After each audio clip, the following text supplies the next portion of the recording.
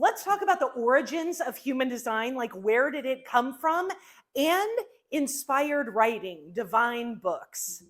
Welcome to Functional Human Design and our living room. I'm Reed, and I'm Jess. And take it away. okay, here we go. Thank you, Reed, for being on the camera, because it really does help to not just yell at myself and the camera. And I'm not really yelling at you, but kind of a little bit. If you do much research on human design, you're going to discover Ra, who is the founder or creator of human design. And he had this really wild experience where during Halley's Comet back in the 80s, I feel like I should know this information like off the top of my head, and I don't. Like, I'm just going to tell you the story as I remember the story.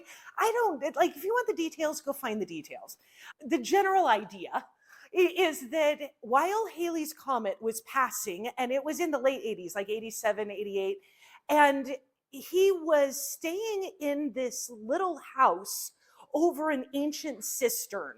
And during this time, he had this crazy 8-day experience where even his dog laid on the floor for 8 days without breathing or eating or drinking, and then got up and was just like everything was fine. Ra was in an entirely like different dimension. And I too have had some pretty crazy spiritual experiences. Not like that, but I know that every single one of us have experienced things that we can't explain. And there's these cosmic questions that we have, and that's why we go towards religion and following authorities and seeking a higher self, something outside of ourself. And this question is actually the question that radicalized me from Christianity and really seeing a bigger picture. And the question was, what makes your Holy Spirit better than my Holy Spirit? At the time, I was a Christian and I had deep questions about the Bible. I had real solid, good questions about theology. And no matter where I went, it was like, just because he says so. And I'm like, well, I have this really deep faith, this deep relationship with spirit. And my spirit is saying there's something really off about like the way you're handling politics and the way you're existing in the world. And that doesn't feel right. And so at the time, because I was speaking a lot and very public and I was on lots of church platforms, I had access to people that should have known the answer as to why they know more than I do. And they didn't. And they couldn't answer my questions. Because when we look at the Bible or any holy book, it was written by man. It was written by a person who was born to a family, and that family had conditioning and beliefs and ideologies, and they grew up and they had awakenings and spiritual divine moments. And that's really cool. And then they wrote a book, and then it was like condensed together and edited by Constantine and his homies. And that is like the Bible that we have today. And it just made me start to go, oh, I see books in a different way. Like we have, as a society, said that there are certain books that are holy books, and they're put up on this idolized pedestal that makes them something special, more special than the intuition and the discernment that you have in your body. And that is absolutely ludicrous, that we would give away our power and our wisdom and our discernment and our knowing so quickly to some person who wrote a book. I'm an author. Does that make me God? Well, no, it's not divine. It hasn't been tested for thousands of years. Right. Or upheld by ideals that may not be healthy for us. All I'm saying is we need to ask deeper questions and trust the discernment that we have inside of us to be like, oh, we don't have to throw it all out. It's not all bad. But we need to question the ideals of all books, of all theology, of all beliefs, because the origins that we come from, I was born on planet Earth and like to a crazy family that had all kinds of issues. Why would I believe them? Why wouldn't I question something deeper and be like, why is this okay? Why are we existing this way? Why is it that because we've just always done it that way, that that's what makes it correct? So when I look at human design, Ra really didn't create anything. He didn't create biology or astrology or astronomy or genetics. He didn't create any of it. He took 8 different concepts, modalities. You could call biology a modality. He took 8 different modalities and saw a way that they all connected into one. And then he spent the rest of his life trying to scientifically prove that those connections of those 8 modalities were accurate. And I say he did a pretty damn good job. And he is a person with conditioning just like I am. We all speak from the experiences and beliefs that we carry. You have to decide what is correct for you. You have to decide what resonates with you, what is correct for you, what is right for you. Because me, Ra, Jesus fucking Christ, can't tell you what is right for you. Only you can. And there's really smart books out there. And so when we can look at them with discernment and go, yes, this resonates. Yeah, that resonates and it hurts real bad. It cuts deep because it's making me look at my deep conditioning. It's making me look at the very foundation of my beliefs, all the things that I thought were true. It's making me look at that. Don't turn away from the things that draw you in, but cause you to go deeper. And also know when things draw you in and they feel good and they're like addictive. Is that leader, is that teacher really looking out for you? Are they trying to gain a following? Are they looking for an audience? Because I know you can tell. You can tell the difference between someone who is really caring about you and someone who's just trying to stroke their own ego. So when we look at things like human design, it's so important to use skepticism, discernment, and belief. Because when we are too skeptical, we miss the magic that happens. I don't know how it happens, but I know that when I'm in more of my alignment, things happen that are beyond explanation. That's the point. I don't know how to explain it, but it happens. Why do serendipitous moments happen? I don't know. But it's pretty cool. I have a theory on that, actually. I'm just going to do another rant. I'm feeling another rant. Can I keep going for another rant? So I have this crazy theory, and this crazy theory is shared with a lot of different people. Like, I'm not the only one with this crazy theory. And it's that we are all one. It's that we are one consciousness.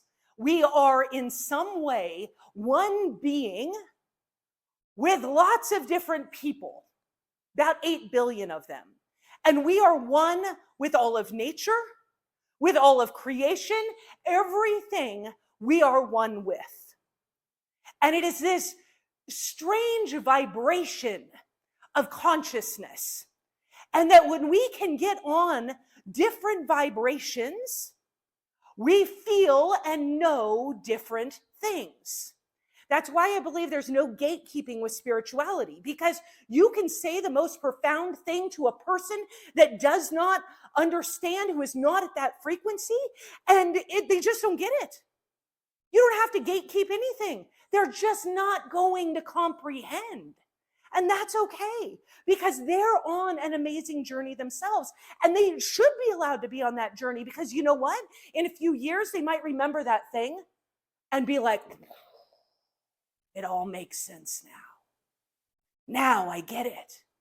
We never know when that one thing is going to make sense. And so with this idea of one consciousness, that we are all one, as I was really settling into not just the understanding of this, but the belief, the feeling, it occurred to me that to wish ill on anyone would be to wish ill on myself. I was right in the middle of this ugly separation with Reed. Everything was awful, and I just wanted to hate him so bad. I wanted to. And yet every time I knew that I was feeling that, I'm like, to wish ill, to wish harm, to wish like karma on him is to wish that on myself. Because truly we are one. We are of same spirit and of same being. And when I let that resentment, that bitterness, that anger grow inside of me, it's contagious. That affects the very state of who I am. That affects my being. But how this works with like divine knowledge, I keep pointing to my stack of books. How this works with divine knowledge, I believe, is that as we're on these different frequencies, these different vibrational pulls, and it's not about going higher. You can go too high and it's no more fun. Like too high is not always a good thing. Because our earth is a very low vibration. Grounding is very low. It's deep. So my theory is that there are these events that happen, and sometimes they're out in the sky and the planets are moving and it opens up certain things. Sometimes it's an event inside of us, inside the cosmic of being of who we are. And we have these events of divine knowledge where we're able to just reach out and grab a piece of information, a piece of knowledge that has been held by countless other people, other philosophers, other writers, other prophets. But we can reach it and we can see it and we can hold it and we can experience it in a different way. And then when we share that gift, it impacts a whole different demographic of people. Because there's people that can only hear, for example, the I Ching. And that this is something that speaks to their soul and who they are. And then for other people, the Gene Keys, they're essentially the same book. It's the same concepts. It's 64 gates of human design. 64 hexagrams, 64 gene keys. It's all the same thing. For some reason, these people, these specifically men, were able to reach out and grab that knowledge. But I don't think men are the only ones that are able to reach that knowledge. I think they're the only ones who have been believed. Because in our current world, women aren't believed or discounted when we have some kind of knowing. Because that's how our world is currently set up. And if I am to be bitter against the world, I am to be bitter against myself. So it is my space and my job and my role to just share. Without attachment. You don't have to believe me. You don't have to believe what I believe. But if it resonates with you and you feel it, keep coming. Keep going. Keep coming back. We all have access to divine knowledge. It's the spirit inside of you.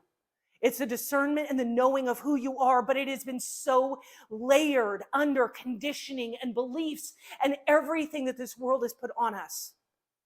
As you strip those away, you will have access to the knowledge that is greater than you can ever imagine. I'm just another in the front of the current sea of information and people saying, hey, look, there's another way. We don't have to live like this. That's it. I love you. And if you're jiving with this, we have a free school community called Functional Human Design, because human design is amazing. And it's way more fun when it's fun and functional. Can we put the fun and functional? I think we did. That's what we did. Functional. So join us in our free community because it's tons of fun and it's really deep. And we'd love to have you there. I love you.